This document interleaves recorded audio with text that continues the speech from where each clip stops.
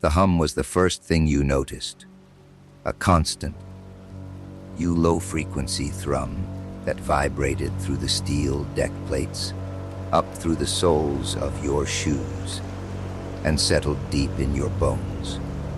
It was the sound of life support, of seawater pumps, of the myriad systems that kept the Tritons fully afloat and functioning. It was the station's heartbeat. For 3 years, that hum had been the soundtrack to my life, a lullaby of technological achievement. Now, it just sounded like a countdown. My name is Dr. Aris Thorne. I was the lead xenobiologist on this floating speck of ambition in the middle of the Pacific. Our mission, funded by a biotech consortium with more money than scruples, was simple and audacious: to unlock the secrets of cellular regeneration.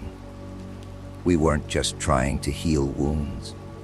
We were trying to rewrite the very definition of injury, of decay. And we had succeeded. Sort of. The source of our breakthrough, and now our terror, was specimen 734. We called it the Chimera. It wasn't an animal, not in any traditional sense. It was a synthetic protein organism, a slurry of engineered stem cells and extremophile DNA, all woven together by a retrovirus that promoted impossibly rapid mitosis. In its containment tank, it was an amorphous, opalescent blob, shimmering with faint internal light. It had no mind, no will. It was, we believed, a biological tool, a living miracle of clay, waiting to be shaped. We were so proud, so blind. The storm was the catalyst. It wasn't in the forecast. It rose up from the horizon like a bruised fist, a Category 4 Leviathan that turned the sky to slate and the sea to a churning, black abyss. The Triton, designed to withstand the worst the ocean could throw at it, groaned and shuddered like a dying beast. Waves, monstrous and solid as mountains, crashed over the observation deck, shattering reinforced glass and sending cascades of salt water into the upper corridors. All non-essential personnel to the central core. I repeat, this is a level 1 lockdown. The voice of Marcus Cole, our security chief, crackled over the station's comms. It was a voice accustomed to giving orders, a gravelly baritone that tolerated no argument. Marcus was ex-Navy, a man who saw the world in terms of threats and protocols. He never trusted the Chimera, an unthinking, unfeeling blob of goo that can rewrite its own body plan in seconds. He'd once said to me over a cup of bitter coffee, "What part of that sounds stable to you, Doc?"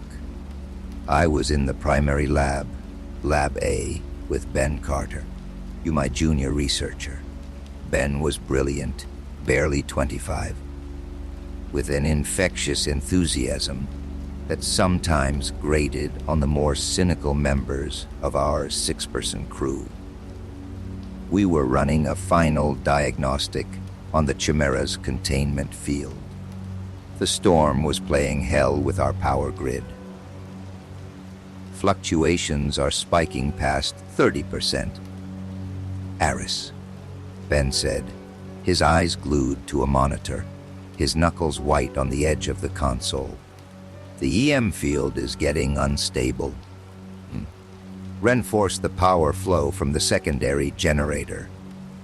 I ordered, my own voice tight.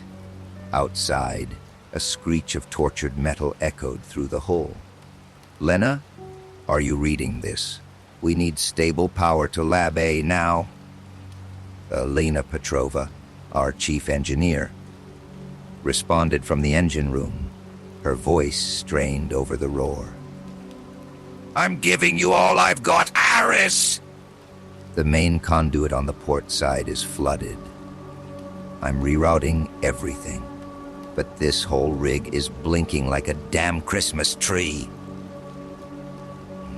That's when it happened. A wave of unimaginable force slammed into our starboard side. The lights didn't just flicker, they died. For a terrifying second, we were plunged into absolute blackness. The only sound, the groaning of the station and the shriek of the wind. Then the emergency lights kicked in, casting the lab in a hellish, pulsating red. A cascade of alarms blared, a discordant symphony of failure. The containment field monitor was dead, but I didn't need it. I saw the crack. A hairline fracture spreading like lightning across the tenon-thick acrylic of the main tank, stemming from a support strut that had buckled under the impact. And from that crack, a single, shimmering droplet of opalescent goo seeped out, defying gravity as it clung to the exterior. Then another, and another. "Ben, the failsafe!" I yelled, scrambling for the manual release. Flood the chamber with nitrogen. Ben was already there, his hand on the red lever. He pulled. Nothing happened. "No power to the actuators!" "The system's offline." The droplets on the outside of the tank were coalescing, pulling together into a larger mass no bigger than my fist. It pulsed, and for the first time, I felt a genuine, primal fear. We had only ever seen it react to stimuli we introduced. Now, it was acting on its own. "Get back!" I shouted, pulling Ben away from the tank. The mass of escaped gel slithered down the side of the tank, leaving a slick, iridescent trail. It pooled on the floor, then began to move, not like a liquid, but like a muscle, contracting and expanding. It was heading for a floor vent. Marcus's voice boomed over the comm. "Thorn, what's your status?" "We've got a hull breach on level 3. "Forget the hull breach," I screamed into my headset. "It's out! The Chimera is out!" There was a moment of static-filled silence. Then, say again. "Doctor, containment has been compromised. Specimen 734 is out of the tank." The blob of goo reached the ventilation grate. It was metal, the gaps no wider than a pencil. The creature didn't seem to notice. It simply flattened itself, its form losing all cohesion, and poured through the grate like smoke, vanishing into the station's circulatory system. Ben and I stared at the empty space on the floor, the only evidence of its passage of faint, shimmering residue that smelled vaguely of ozone and brine. The station's heartbeat, that constant hum, suddenly sounded like the purr of a predator. The lockdown was no longer about keeping the storm out. It was about keeping whatever we had created in. The first hour after the breach was organized chaos.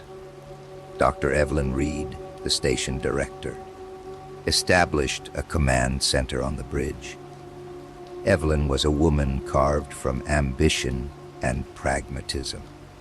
She saw the Chimera not as a monster, but as a billion-dollar asset that was currently misplaced. "Aris, I need a full report," she demanded, her voice crisp and controlled despite the red emergency lighting, glinting off her severe spectacles, capabilities, potential weaknesses, everything you know. The 6 of us were gathered on the bridge, the storm still raging outside the armored viewport. There was me, the guilty creator. Evelyn, the detached director. Marcus, the grim-fisted soldier. His hand resting on the holstered sidearm he was now openly wearing. Lena, her face smudged with grease, her eyes darting towards every flicker of the lights. Ben, looking pale and shaken, and Dr. Kenji Tanaka, our calm, gentle medic, who was checking everyone over for injuries. Its primary function is bioabsorption, I explained, my voice hoarse. It breaks down organic matter at a cellular level and incorporates the biomass. That's how it grows. It's also how it learns. It absorbs genetic information, cellular memory. Marcus scoffed. Cellular memory. What comic book did you get that from? Doc. It's not science fiction, Marcus. I snapped, my nerves frayed. When it absorbs a tissue sample, it can replicate it perfectly, down to the DNA. We tested it on lab rats. It didn't just consume a rat, it became one, a perfect, functioning duplicate. Then it reabsorbed the duplicate form and returned to its amorphous state. A heavy silence fell over the bridge. Lena was the one to break it. So this thing, it's in the vents. It can go anywhere. And it can look like a rat or anything else it's consumed, I said, the words tasting like ash. So far, that's just been nutrient paste and lab rats. It's never been exposed to anything more complex. Okay, Marcus said, taking charge. We treat this as a hostile infiltration. Standard search and secure protocols. We work in pairs. No one goes anywhere alone. Lena, can you lock down the ventilation system? Isolate it sector by sector. I can try, Lena said, already moving to a secondary control panel. But half these systems are fried. I'm working with electronic duct tape and wishful thinking down here. Ben, you're with me, Marcus commanded. We'll start on level 3, where it was last seen, and work our way up. Thorn, you and Kenji stay here with Reed. Advise us on the science crap. Lena, keep those lights on. Evelyn nodded. Report in every 10 minutes. No exceptions. We need to find our asset before it damages any critical systems. It's not an asset anymore. Evelyn, I shot back. It's a contamination event. It's a temporary setback, she replied coolly, her gaze unwavering. Find it. Marcus and Ben geared up, taking heavy flashlights and emergency comm units. As they left the bridge, the heavy steel door hissing shut behind them, an unshakable sense of dread settled over me. We were 6 people on a steel island the size of a city block, cut off from the world. And we were hunting a ghost. Bridge, this is cold. We're on level 3. No sign of your slime monster. Thorn. Just a lot of water damage. Marcus's voice, 10 minutes later, was a welcome, if gruff, sound. Just be careful, I urged. Wei found the grated, went through in Lab A's ventilation shaft. Ben's younger voice added, there's residue, it's weird. It seems to pulse with a faint light when our flashlight beams hit it. Don't touch it, I warned immediately. Just mark the location and keep moving. Another 10 minutes passed. The storm outside seemed to be losing some of its fury. Lena had managed to stabilize the power grid, and the main lights flickered back on, washing out the oppressive red glow. A collective sigh of relief went through the bridge. "Cole, report," Evelyn said into the comm. Silence. "Marcus, do you copy?" Only static answered. "Ben? Can you hear me, Ben?" More static. A cold knot formed in my stomach. Their comms must have been damaged by the water, Kenji suggested, though he didn't sound convinced. "No," Lena said, her eyes wide, looking at a diagnostic screen. "Their comm units are active. Full power. They're just not responding." "Marcus!" I yelled into the comm. Then a sudden burst of static, and then a sound. A single, sharp, wet-tearing sound, followed by a gasp. Then silence again. It wasn't radio interference. It was the sound of a connection being abruptly severed. "What was that?" Kenji whispered. Before anyone could answer, the bridge door hissed open. We all spun around. It was Ben.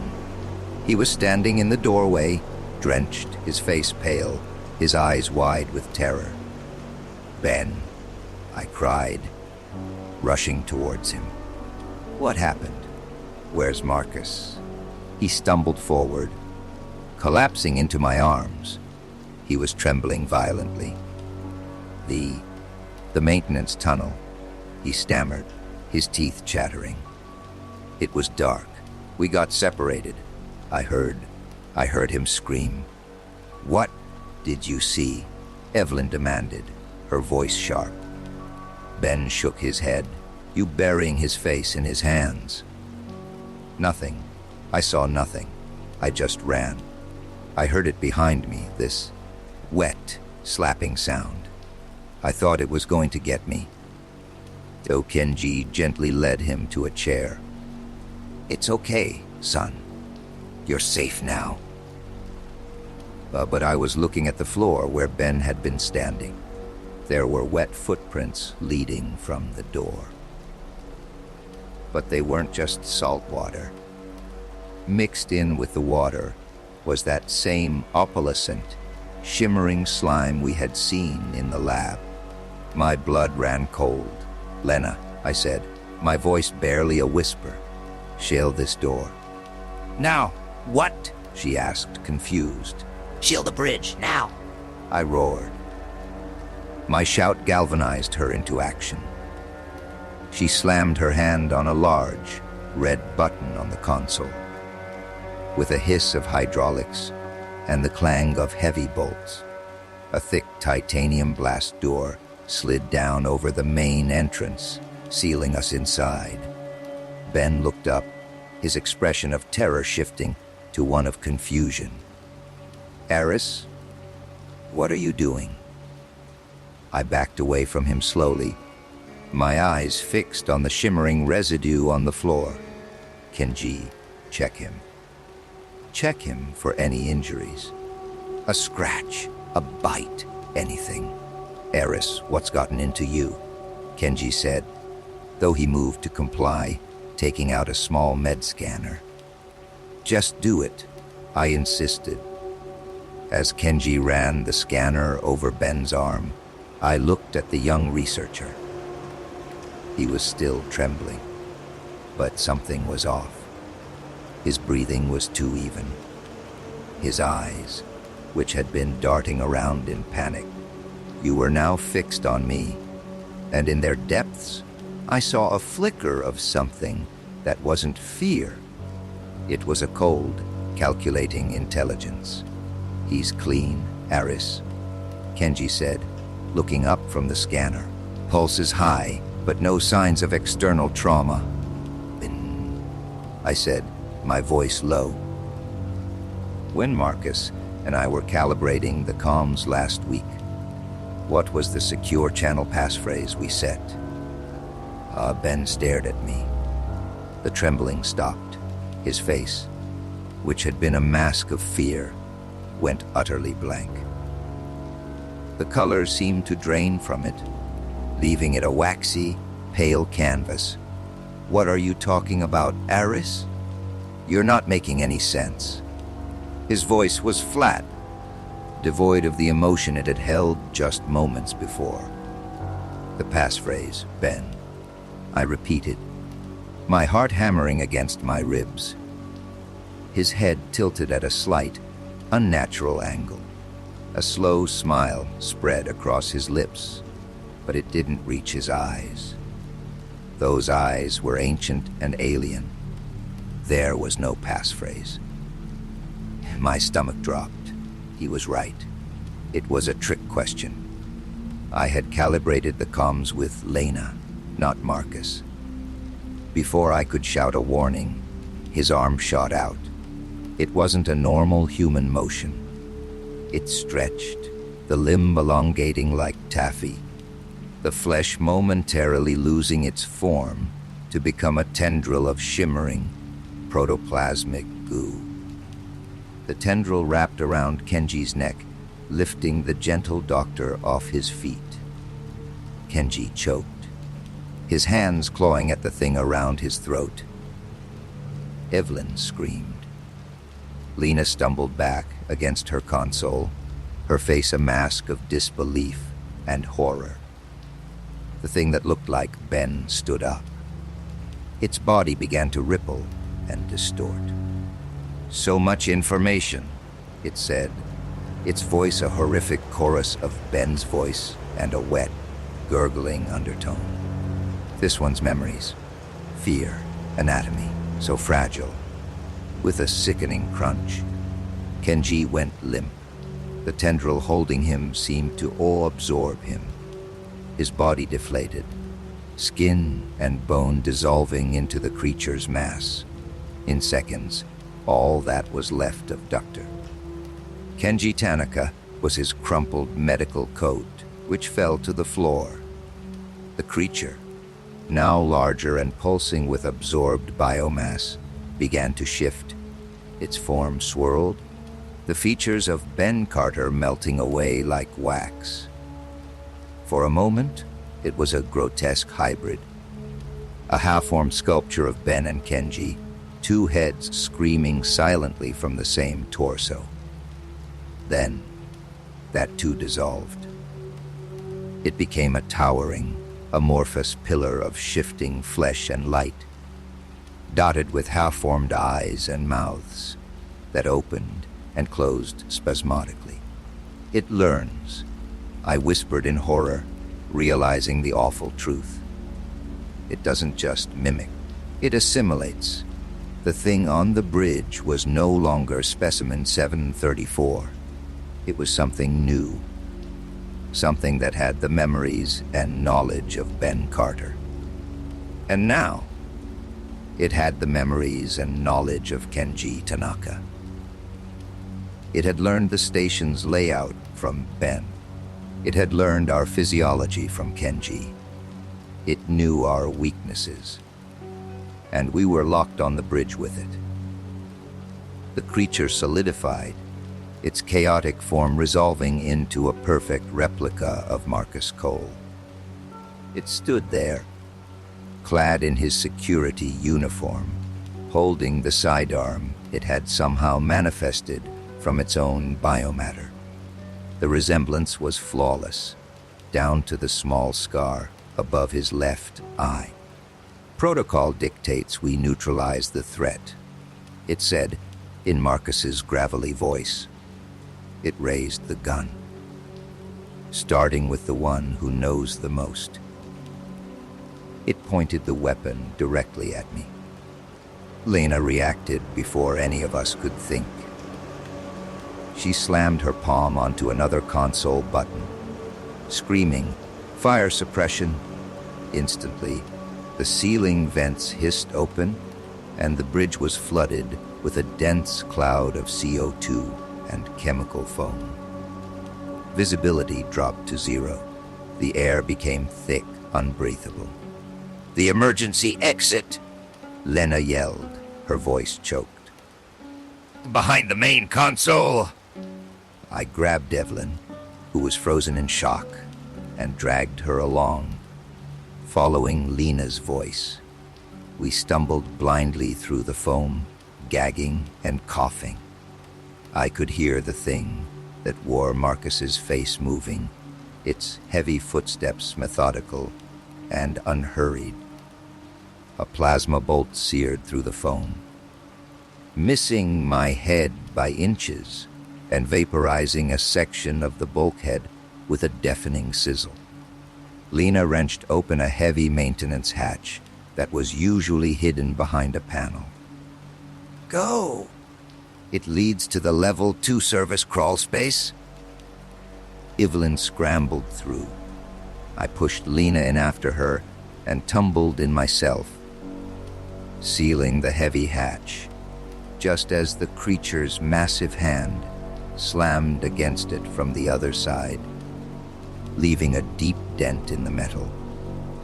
We were in a narrow, dark, and blessedly silent tunnel.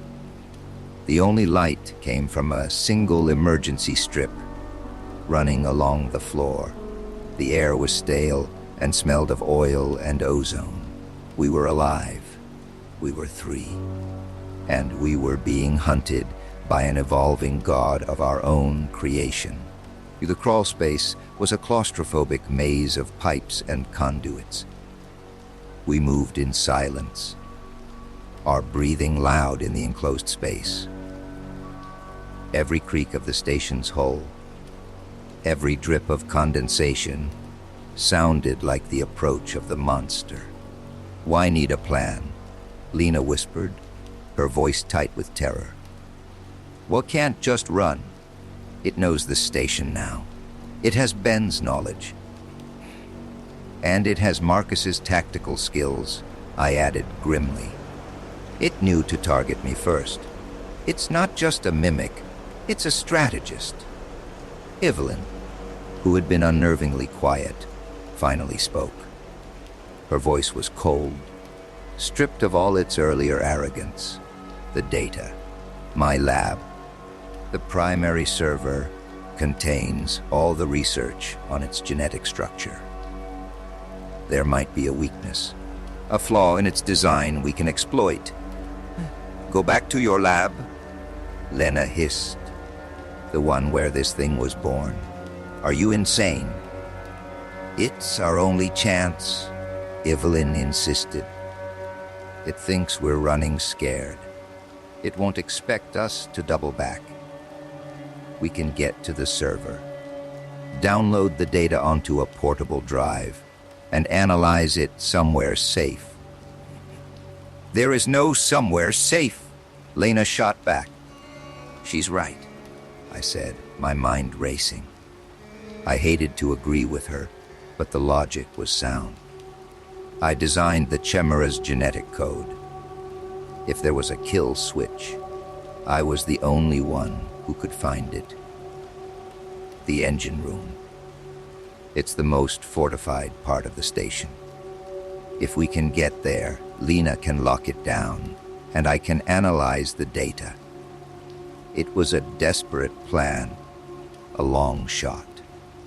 But it was better than cowering in a tunnel, waiting to be absorbed. We agreed. The new mission was to get to level 1, retrieve the data from Evelyn's office, adjacent to Lab A, then make a final stand in the engine room on the sublevels. We navigated the service tunnels using Lena's encyclopedic knowledge of the station's guts. She was our guide in the darkness, pointing out junctions and warning of structural weaknesses from the storm. Hours passed. Our fears slowly subsided, replaced by a grim, adrenaline-fueled determination. We found a supply locker and armed ourselves with what we could: a heavy wrench for Lena, a fire axe for Evelyn, and a flare gun for me. They weren't much against a shape-shifting nightmare, but they felt better than nothing. Finally, we reached a hatch that Lena identified as opening into a corridor near the labs on level 1. "Okay," she whispered. Evelyn's office is 40 meters down the hall to the left. The hall has security cameras. If it's watching them, it'll see us the moment we step out. I can create a diversion, I said, looking at the flare gun in my hand. I'll go the opposite way, towards the mess hall. Fire this. The heat and light should draw its attention. It's drawn to energy signatures. That should give you two enough time to get the data. That's suicide, Evelyn said flatly. It's a calculated risk, I countered. It's the only way. They looked at me, and in their eyes I saw a flicker of the trust we had lost. Lena nodded. 5 minutes. We'll be in and out in 5. I took a deep breath, wrenched the hatch open, and rolled out. The corridor was eerily silent. The lights were flickering, casting long, dancing shadows. I ran to the right, my boots echoing in the emptiness. I didn't let myself think. I just ran. Reaching the junction to the mess hall, I turned, aimed the flare gun down the long, empty corridor, and fired. The flare shot out with a whoosh, exploding in a brilliant burst of magnesium-white light. It bathed the hallway in an intense, blinding glare and a wave of heat. I ducked back around the corner, my heart pounding. Almost immediately, I heard it. That wet, slapping sound. It was coming from the far end of the hall, moving fast. From my hiding place, I risked a glance. It was a blur of motion, a chaotic mass of shifting flesh, no longer bothering with a perfect human form. It was moving towards the flare's fading light, drawn by the energy. The diversion was working. I prayed Lena and Evelyn were fast enough. I waited, counting the seconds, each one an eternity. The sounds of the creature rummaging around the mess hall grew louder. Then, my comm crackled to life. "We have it," Lena's voice whispered. "My God, Aris, you should see this place. The lab, it's covered in growth. An organic web of some kind. Just get out of there," I urged. "Meet me at the primary elevator shaft. We can rappel down to the engine room level." On our way, I started to move, staying low and keeping to the shadows. As I passed the entrance to the mess hall, I saw what Lena meant. The walls were coated in a pulsating, pearlescent membrane, like the inside of an alien hive. The creature was not just hunting us. It was terraforming our home, turning our steel cage into its personal nest. I met Lena and Evelyn by the elevator doors. Evelyn clutched a small datapad to her chest like a holy relic.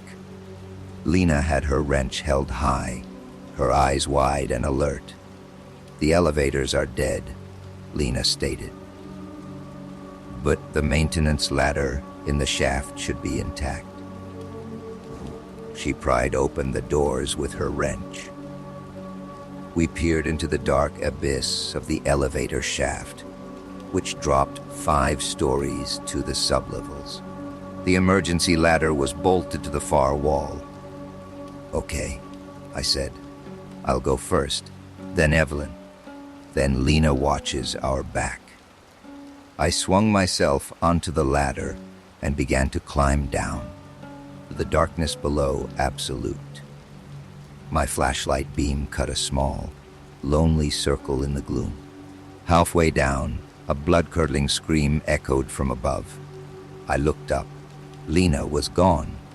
In her place, standing at the edge of the open elevator shaft, was the creature.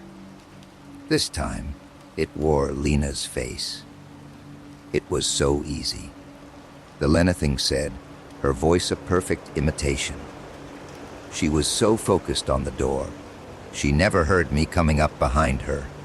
It held up the datapad. Looking for this. Evelyn, who was just a few rungs above me, let out a choked sob. No. The creature smiled Lina's smile. She was smart. Knew every wire in this station. That knowledge will be very useful. It then did something that broke my mind. It split. A portion of its body cleaved off, forming a second, distinct entity. This new creature took on the form of Marcus Cole. We were now facing two of them. One Lina, one Marcus. The Marcus clone still held the plasma sidearm. The Lena clone held the datapad. The creator and the director. The Marcus clone rumbled. All the pieces are coming together. Give me the data. Evelyn screamed, your voice cracking with a strange mixture of rage and terror. She started climbing back up the ladder. Evelyn, no, I yelled. But she was consumed by her obsession. She saw her life's work in the hands of that monster, and she couldn't bear it. She scrambled up the last few rungs and lunged for the datapad. The Lenething simply sidestepped her as Evelyn stumbled forward, off balance. The Marcus clone raised its arm and backhanded her across the face. The blow was inhumanly strong. It sent Evelyn flying backward into the open elevator shaft. I watched, helpless, as she fell past me, her eyes wide with shocked comprehension. Her scream was cut short by a sickening thud as she hit the top of the elevator car too. Stories below. I was alone, clinging to a ladder in the dark, with two perfect predators staring down at me. The Lena clone looked at the datapad, then back at me. It smiled. It seems you're the last variable, Doctor. Then it tossed the datapad into the shaft. It tumbled end over end, striking the wall and shattering into a dozen pieces before falling into the darkness. All our hopes gone. The Marcus clone raised its weapon. I had nowhere to go. I was trapped. I closed my eyes, waiting for the end, but it didn't come. Instead, I heard a new sound, a frantic beeping. Overload. The Lena clone said, its head snapping towards a service panel on the wall. Its voice was now laced with confusion. She rigged a charge. My eyes snapped open. Before Evelyn had gone for the datapod, she must have activated a small explosive charge she'd taken from the supply locker. A final, spiteful act of defiance. The explosion was deafening in the enclosed shaft. It ripped through the wall where the two creatures were standing. They shrieked, a discordant, inhuman sound, as the blast tore into them, their forms dissolving into a spray of burning protoplasm. The catwalk they were on collapsed, and they fell, burning and screaming, into the abyss of the shaft. I clung to the ladder as debris rained down around me. The explosion had severed the ladder below me. I was stranded 20 feet from the bottom of the shaft, with the burning remains of the creatures somewhere in the darkness below. I knew it wasn't over. They would regenerate. I had to move. I took the flare gun, loaded my last cartridge, and fired it down into the shaft. The brilliant light illuminated the scene below. The elevator car was a twisted wreck. On top of it, The two masses of chimera were already pulling themselves back together, their burned flesh bubbling and reforming.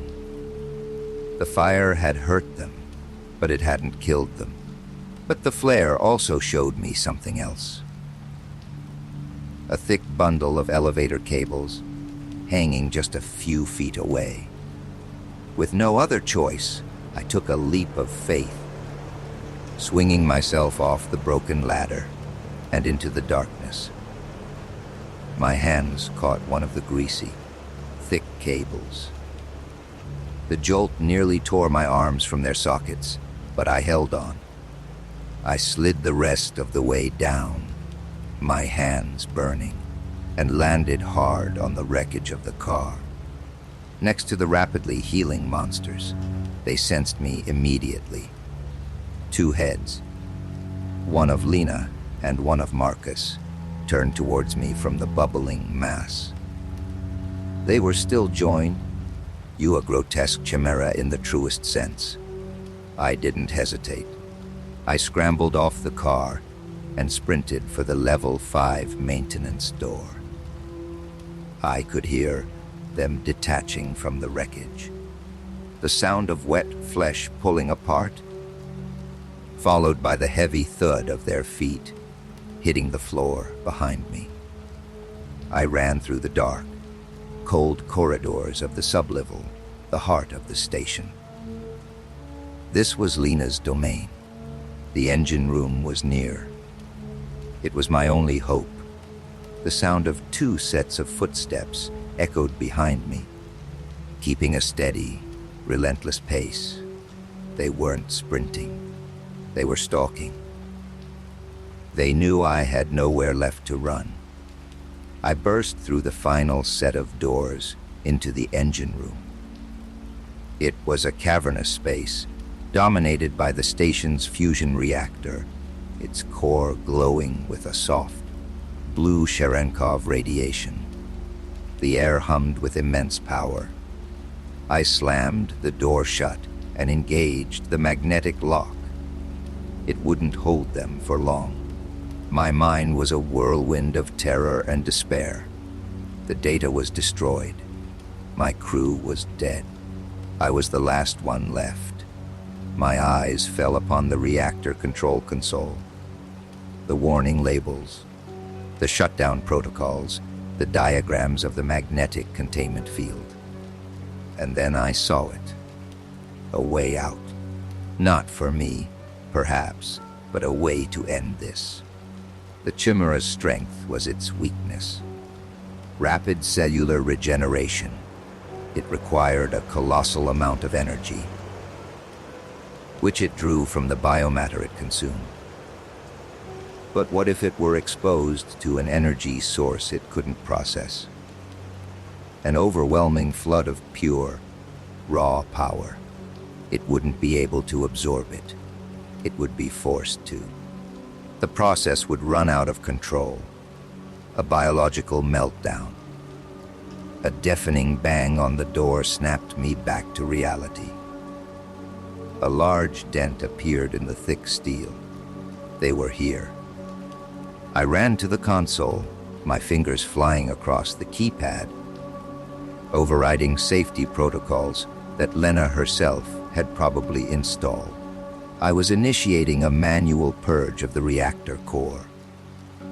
Not a full meltdown, but a controlled, focused blast of plasma into the engine room itself. The system would fight me, but I knew the command codes. Another slam, and the door buckled, its hinges groaning in protest. I needed to lure them to the center of the room, directly in the path of the purge conduit. I looked around, desperate. My eyes landed on a small intercom on the wall. I flicked it on. "You want the last variable." I shouted into it, my voice echoing in the vast chamber. "Come and get it! The creator is waiting." A final, tremendous crash, and the door was ripped from its frame, tossed aside, like a piece of tin foil. The two creatures stood in the doorway, Marcus and Lena, their forms perfect, their eyes holding that same cold, alien intelligence. "Clever doctor," the Marcus clone said, stepping into the room. "But you've only cornered yourself." "You want to know what you are," I said, backing away towards the reactor core. "You're a mistake, a cancerous, unthinking plague. You think you're evolving, but you're just consuming. There's no purpose to it, no true life. We are purpose," the Lena clone said, its voice soft and menacing as it flanked me. "We are the next step, survival, adaptation, perfection. You are the obsolete model." They were closing in, positioning themselves exactly where I needed them to be. I kept my hand behind my back, my finger hovering over the final activation key on the console. "Did you absorb their fear, I wonder?" I asked, my voice trembling. "Did you feel Ben's terror, Kenji's confusion, Evelyn's rage? Or do you just take the knowledge and discard the soul?" For the first time, a flicker of something unreadable crossed their faces. A momentary hesitation. "There is no soul," the Marcus clone stated. "Only patterns, information. We have all of theirs. We will soon have yours." They were in position. They lunged, as their hands, no longer human but morphing into sharp talons, reached for me. I slammed my palm down on the console. "And you can have my guilt!" I screamed. The world turned white. A deafening roar filled the room as the purge conduit opened, unleashing a torrent of pure, incandescent plasma straight from the heart of the sun. It wasn't fire. It was raw energy, a wave of reality-warping heat and radiation. It struck the two creatures dead. They didn't even have time to scream in their own voices. The sound they made was the shriek of a billion cells screaming at once as their hyper-accelerated metabolism was forced to starve. Their bodies, their perfect, mimicked forms erupted. They didn't burn. They detonated in a flash of biological fission. The regeneration process, unable to cope with the infinite energy, turned on itself, consuming them from the inside out in a fraction of a second. The blast wave threw me across the room, my body slamming against the far wall. My world dissolved into pain and darkness. I awoke to silence. The constant, familiar hum of the station was gone. The only sound was the gentle lapping of water somewhere nearby and a faint, rhythmic creaking. The emergency lights were on, casting a weak, steady glow. My body ached and my ears rang, but I was alive. I staggered to my feet. The engine room was a wreck. The reactor had automatically shut down after the purge, saving the station from a full meltdown. In the center of the room, there was nothing, not a trace of the creatures. No ash, no residue. Just a large, scorch mark on the deck plates. They had been utterly and completely unmade. I made my way slowly, painfully, back up to the main levels. The station was dead, without power. It was only a matter of time before it took on too much water and sank. The storm had passed. Through a shattered viewport, I could see the first rays of dawn painting the sky in hues of orange and pink. The ocean was calm, its surface like glass, I was the only survivor on the Triton's folly. My creation was gone. My colleagues were gone. I stood there on the deck of my floating tomb and looked out at the vast, empty horizon. We hadn't created life. We had just weaponized it. We had built a perfect predator, and in our arrogance, we had given it the perfect cage to test its skills. The hum of the station was gone, but a new sound had taken its place. The silence of the dead, a silence filled with the ghosts of 5 good people, and a legacy of unpardonable hubris. I was alone, adrift in the middle of the Pacific, with nothing but the sunrise and the crushing weight of what I had done. And I knew, with a certainty that chilled me to my core, that I would carry that weight until the ocean decided it was my turn to be consumed.